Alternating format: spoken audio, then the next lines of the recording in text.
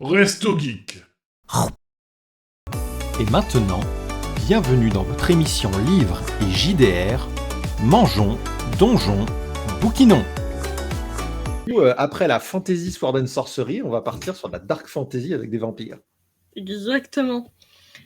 Un livre que j'avais très envie de lire, un livre auquel je me suis fait influencer sur Booksta pour le lire maintenant.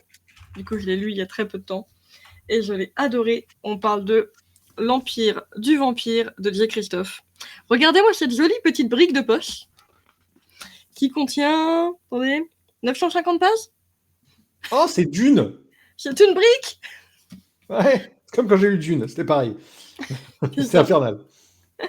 Et qui, du coup, est une magnifique dark fantasy, d'ailleurs, que je vous montre même remplie d'illustrations, même pour la version de poche. Ça, c'est cool. Putain, mais Trouver une autre. c'est à quel moment qu'on a décidé que les enfants, ils avaient des illustrations et que les adultes, ils pouvaient pas en avoir? Mais oui, regardez-moi celle-ci, là. Et la régie vous en met aussi, va vous en mettre aussi à l'écran. Mais moi, j'en veux des trucs comme ça quand je lis mes bouquins, sans déconner. Non, mais c'est vrai. Oui. Enfin, payer des artistes, avoir des illustrations qui déboîtent, ça te met dedans, quoi. T'es content de voir ça, Exactement. quoi. T'en as pas beaucoup, il doit y en avoir 4-5 dans le bouquin, mais c'est déjà magnifique. Mais c'est pas grave. Elles sont super travaillées. Du coup, de la bonne dark fantasy. Je vous fais un résumé. Vraiment, le synopsis, c'est: de la sainte coupe vient la lumière divine. La main fidèle rétablit l'ordre sur le monde. Et sous le regard des 7 martyrs, l'homme abolira cette nuit sans fin. 27 longues années se sont écoulées depuis la mort du jour. Pendant près de 3 décennies, les vampires ont fait la guerre à l'humanité, construisant peu à peu leur empire éternel. Maintenant, seules quelques étincelles de lumière subsistent dans une mer de ténèbres. Gabriel de Léon est un saint d'argent, un membre d'une confrérie œuvrant à la défense du royaume et de l'Église contre les créatures de la nuit.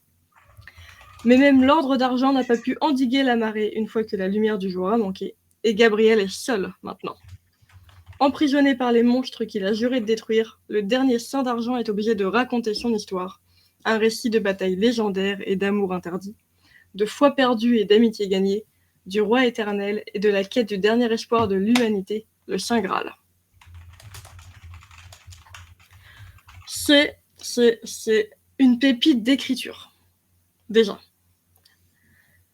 L'auteur, je ne sais pas comment il fait, mais c'est juste une pépite à lire, que ce soit au niveau de l'univers, qui est ultra travaillé, ultra construit, au niveau de l'écriture. Il arrive à nous faire avoir en parallèle 3 timelines différentes, sans qu'on s'y perde, et de couper à chaque fois la partie de l'histoire d'une timeline pour passer à la suivante, pile au moment fatidique. J'adore. C'est une dark fantasy pleine d'humour noir, et n'hésitant pas à tuer nos persos préférés. Ça, c'est le signe des bons auteurs. Hein. Exactement. Tous les personnages sont extrêmement bien décrits et profonds. Même les personnages secondaires. Donc tu t'attaches à tout le monde. Et tout le monde peut mourir à n'importe quel moment. Notre héros Gabriel, il est encore plus décrit que tout le monde et il nous intrigue. Parce qu'on va le suivre au travers de sa vie. Dans une timeline où il est emprisonné par les vampires. Dans une timeline de sa jeunesse où il apprend à être un cher d'argent et à combattre les vampires. Et dans une troisième timeline où il est en quête du Graal. On suit quasiment que lui. J'adore les passages où il est emprisonné et où il raconte justement son histoire à un vampire qui est chargé de tout noter, comme un scribe. C'est un truc de fou. Tout est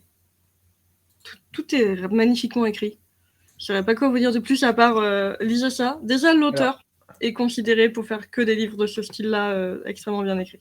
Alors, est-ce que c'est de la romantaisie parce que la couverture laisse à penser ça? Non, du tout. Pas du tout. Parce que pour le coup, alors moi j'ai triché parce que j'avais lu le synopsis avant l'émission, mais en vrai, le synopsis m'a donné envie alors que j'aime pas les vampires. Mais ça avait l'air bien. Pour pour une fois, les vampires sont des vrais monstres. Ah, Des vrais vampires qui veulent te tuer. Des Enfin. vrais vampires qui ne choisissent ils pas... brillent pas au soleil. Non, et ils ne choisissent pas qui ils transforment.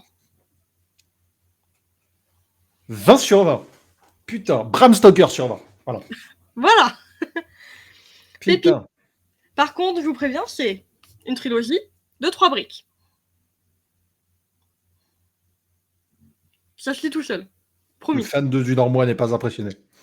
Donc, mais Je préfère prévenir oui. pour les gens qui auraient un peu peur, mais vous inquiétez pas, ça se lit extrêmement, extrêmement bien. J'ai le ça tome sera 2 dans ma peut-être, pile à lire. Les Si 2 c'est premiers sont intéressant, sortis en poche, pour info. Ça coûte moins cher que la grosse brique.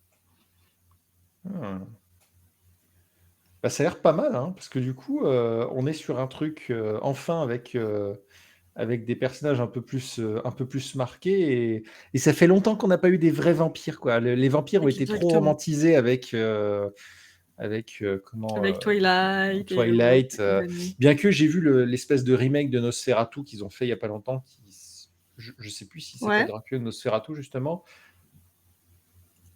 C'était bien, mais